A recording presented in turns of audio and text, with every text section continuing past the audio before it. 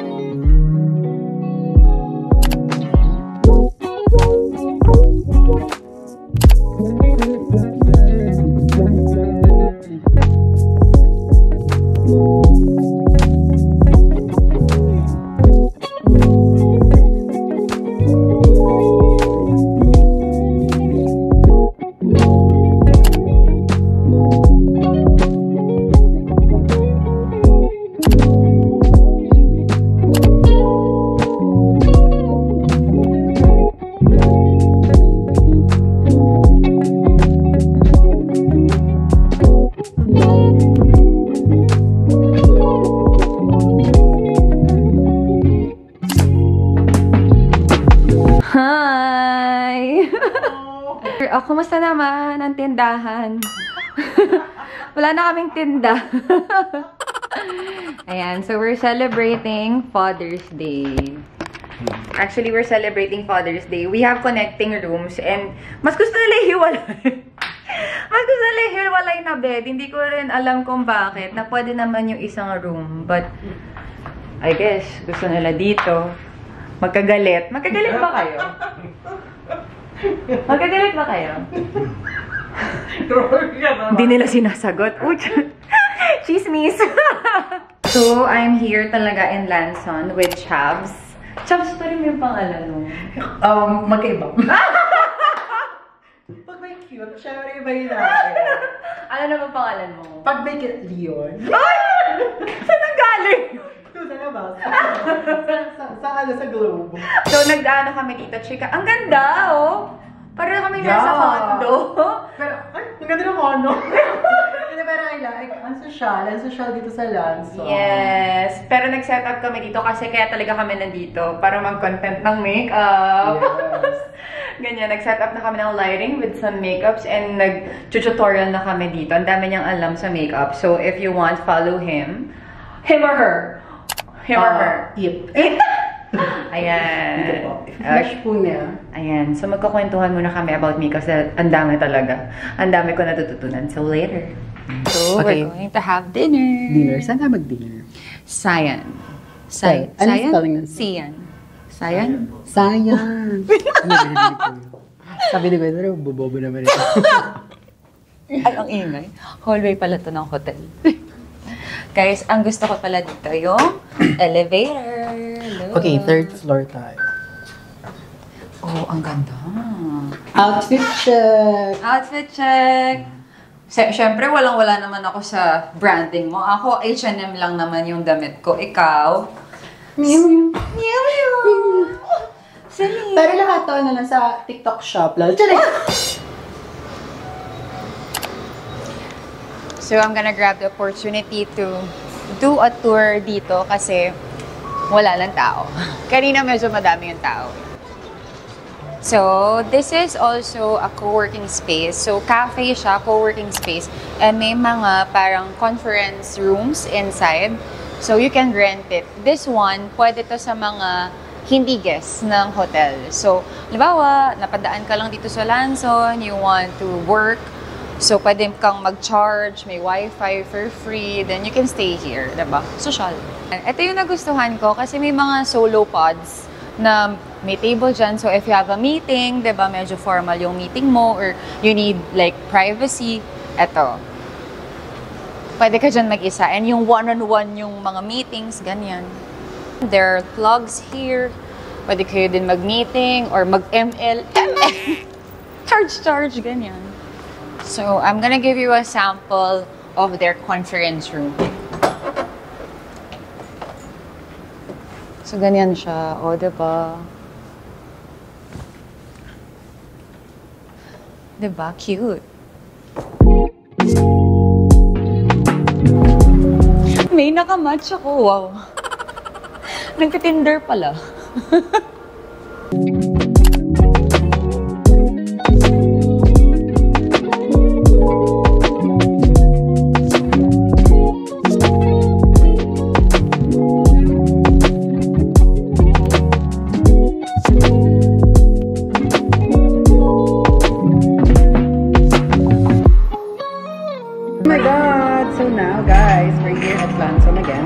At Sian Sayan. And we're going to do a taste test. Mukbang. Mukbang challenge. Taste test. Tapos ano? It's been a while since gumawa ako ng mukbang challenge. So ano ba yung magiging topic natin ngayon, Ate Aryan? Ate talaga. Hi. Kasi ano, bigyan natin sila ng ano, influencing one upang. Kasi nakita ko lang talaga si Ate Aryan sa Instagram. Tapos nag-message ko sa kanya, parang, hey, what's up? Can you teach me how to influence? Hindi, ano na tayo ko? Keep up the good work. It's up to you. You po. Cocktail. Cheers. Anong pagod? Cheers. So strong. Kaya kong paglaban. Oh my God. So weak. Kaya ko tuloy. So strong. So weak. Kaya ko ito ubusin. Kaya ko ba ng 2, 3, 4, 5? Uy, pero ito yung mga trip kong mga... Uy, gogo po mo yan. May mga flowers, guys. Yeah, refreshing naman. So, ano like, i-refresh ko kayo. Si Chubbs, friend ko siya ever since nag-start ako sa GMA. Bilang. Selma. So, hindi pa ako Selma. Ay, si Agent A. So, actually nakakatawa kasi may mga nagko-comment pa rin man sa TikTok or sa YouTube na I'm a fan since Agent A. Agent A, sila ganun sila na doon. Nakakatuwa, naalala pa nila. So, yung Agent A. I-flash mo dito, i-flash mo. Lahat ng pasaway sa kalsada, commuter man o motorista, wala nang ligtas sa mga mata ni Agent A. AKA police traffic ko ako. Oo, ayan. Enforcer siya na naka-costume. Yes, na naka-Catwoman leather.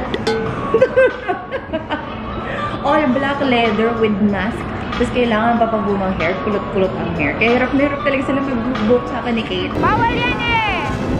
Ayan o. Naku, bawal yan. So dito, nagbabantay ako kasi konting metro na lang, nandun na yung sakayan. Pero ang daming bumababa at sumasakay pa rin dito.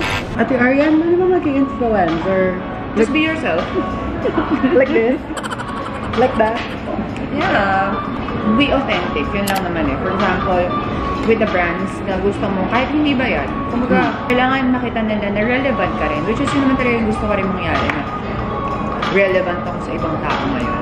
Yeah, kasi dati parang acting lang. Which is nakakatuwa din naman kasi nakakapagpasaya ka ng ibang tao. But this one, influencer, nakakapagpasaya ka ng ibang tao. Pero nakakatulong ka kasi you give information. May makakuha sila sa'yo na paano ito gamitin. Well, win-win din yun sa brands. Kasi for the brands, ma-happy sila dun. Kasi katulad ito sa Lanson, napopromote natin yung Lanson in a good way.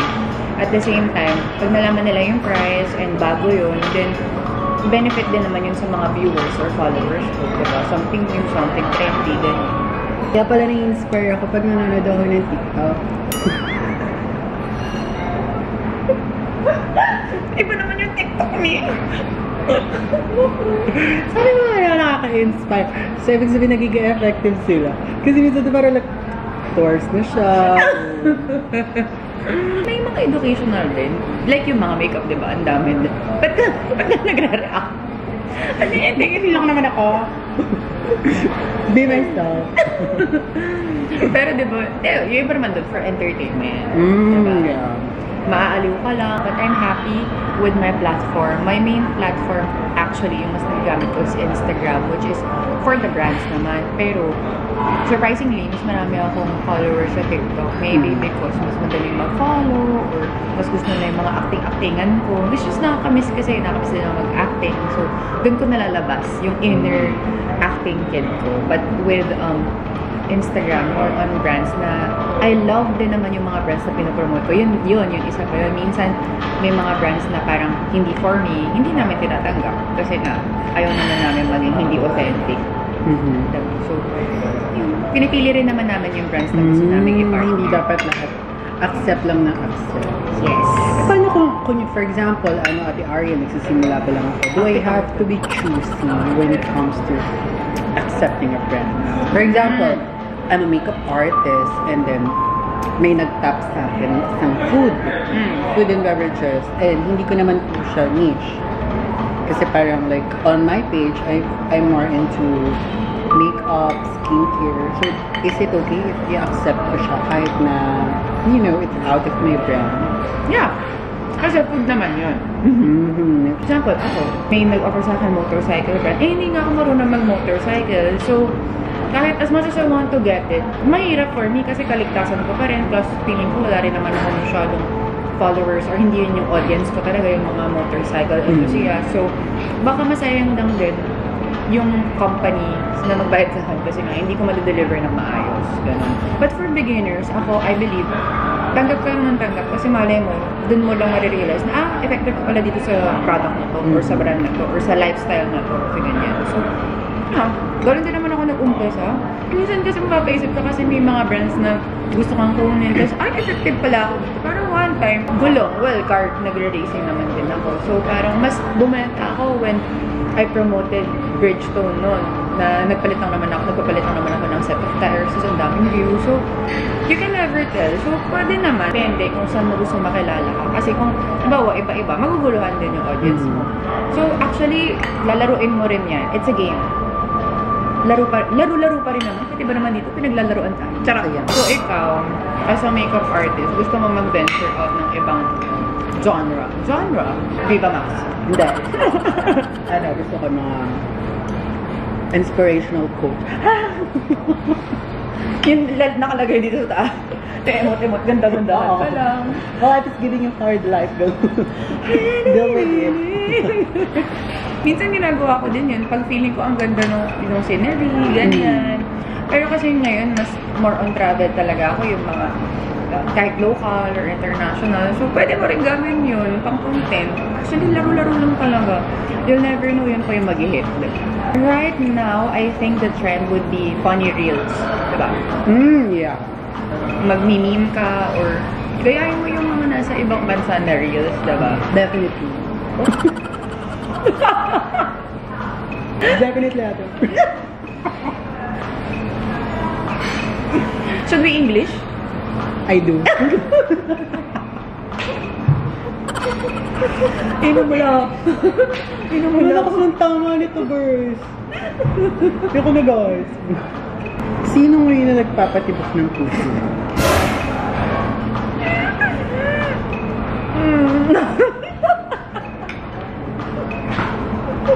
Myself. Kasi galing inspire me, sorry. Yeah, myself. Tapos na kayo, May? Tita. Feeling ko naka-post na yan. Naka-post ka na ba? Oo. May naka-deliverables na pala. Ang bilis May namin. deliverables Nauna pa sa atin. Tapos sa likod niya. Oh, mag-hi ka Hello muna. po, manager. Manager. For me, mas okay na ngayon na kayo mag-check-in or mag-book habang bago pa. Oo, bago pa to eh. They just opened last April.